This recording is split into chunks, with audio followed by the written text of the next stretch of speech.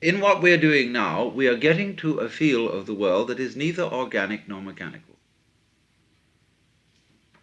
Simply what it is. We don't know the contrast, just as we don't know the contrast voluntary, involuntary, we don't know the contrast organic, mechanical. Neither. So we get to what the Buddhists call tathata, suchness. Tathata, based on the word tat, that, da. Fundamentally, da. See? Da. That's what's going on. Well, now this is what happens, you see, in the meditative state. As you are in that, you see everything is da. Da. And you're not saying anymore, well, that doesn't amount to anything. Because you've learned that when people do take you to the place that does amount to something, eventually it all collapses. The price of being taken to the place seriously, you see, where it really does amount to something, this at last is the real thing. The price you pay for that, you see, is the horrors about its opposite. And to the degree that you take that seriously, okay, you pay the price of the horrors. Now that's, as a matter of fact, all. So I'm not saying that you shouldn't take it seriously. I mean, to be specific, you are tremendously in love with someone. And you plan how possibly you can get this person to return your love. And they do. And this is the great event. This is fantastic. But that in the background of your mind is the thought that what if this person should be killed or some terrible thing happen? That always lurks behind the triumph of getting it so, of this intense, gorgeous feeling. Now, if you know that this is in a way an illusion, you can allow yourself to take it quite seriously, but always having a Hintergedanke, a reservation, a thought way back. This is the game.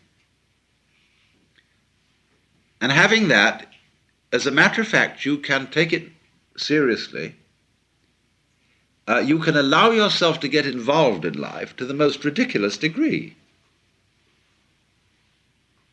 Because you know it's all right. No, it's just these vibrations.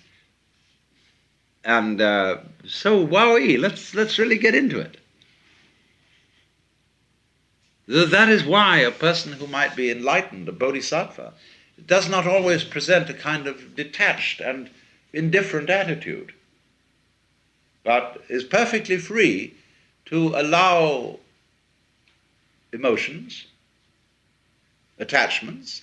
Why, R.H. Blythe, who was a great Zen man, wrote to me once and said, "How are you these days? As for me, I have abandoned Satori altogether, and I'm trying to become as deeply attached as I can to as many people and things as possible."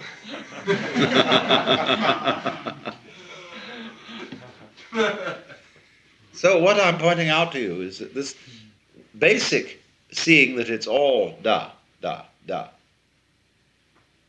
provides a possibility for you to become involved in it much more incautiously than you normally are. To express feeling, to love, to throw yourself at the mercy of the goings-on completely, you see?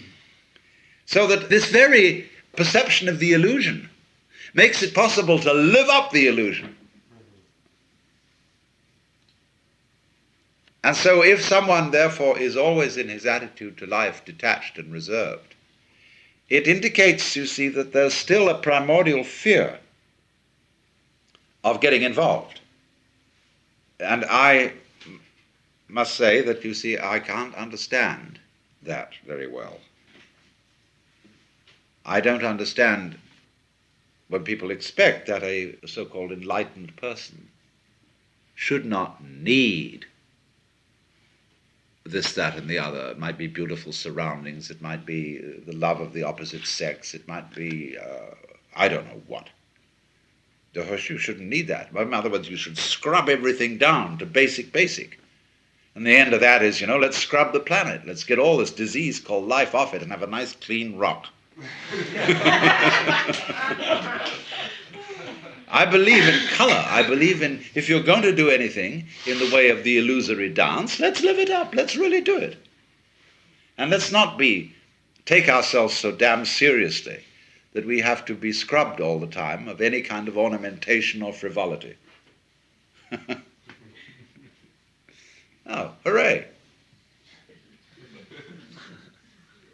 But you see what all this is dependent on. All this is dependent upon being able to get back to the point where it's da.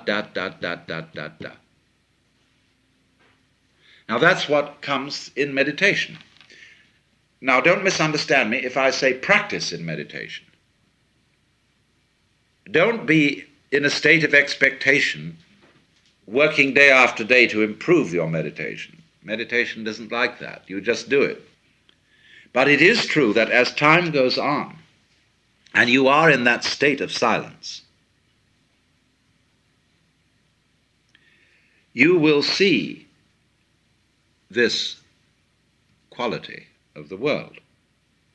Now, the most difficult pains and problems to deal with are those that are monotonous, whereas you can see the possibility of a kind of ecstatic self-abandonment in a catastrophic agony.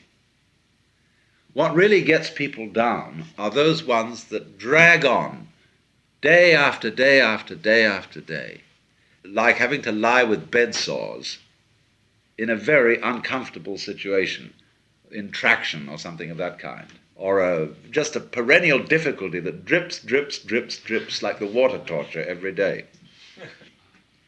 Now this is the kind of situation in which meditation shows its value.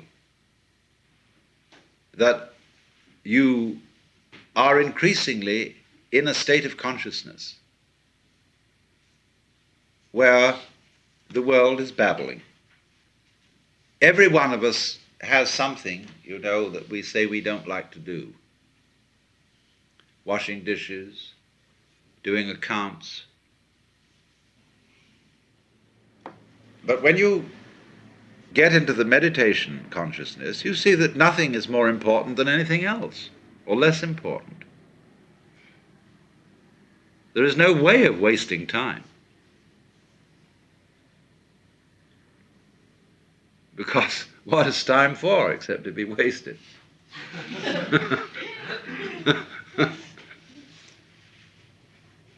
And you would be, furthermore, you're accustomed now to sitting and doing nothing. I mean, meditation itself is the perfect waste of time.